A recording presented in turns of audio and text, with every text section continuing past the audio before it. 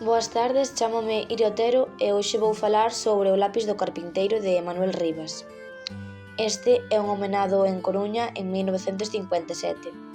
Comezou a traballar como periodista aos 15 anos, compaxinando cos seus estudos. Anos despois, incorporouse á redacción da revista Teima, sendo o primeiro semanario escrito en galego, así como tamén participou en diferentes proxectos. Aínda que as súas obras son en lingua galega, tamén traduce ao castelán. Recibiu a Medalla de Ouro ao Mérito nas Belas Artes e en 2009 foi elixido membro da Real Academia Galega.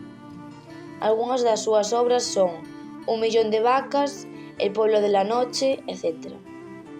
Ben, pois agora imos falar do libro do Lapis do carpinteiro. Esta historia conta a vida de Herbal, un exgarda na época da Guerra Civil, traballador dun club de noite.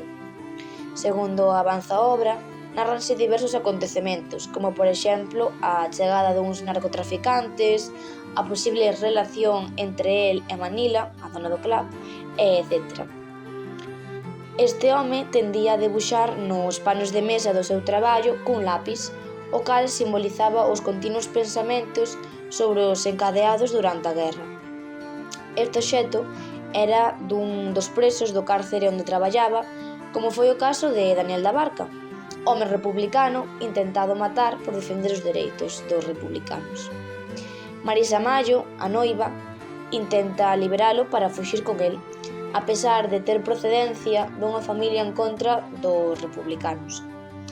Que pasaría finalmente con eles dous? Que sería da vida de Herbal? Ben, pois se o queredes saber, animovos a ler este libro. En canto á opinión persoal, podo dicir que é un libro cun tema principal moi interesante, facendo referencia á dura época da Guerra Civil, así como tamén trata de temas máis secundarios, como é o amor e os dereitos. Recomendaríallo a unha persoa que lle gustasen as historias sobre as dificultades da vida, o cárcere e a guerra.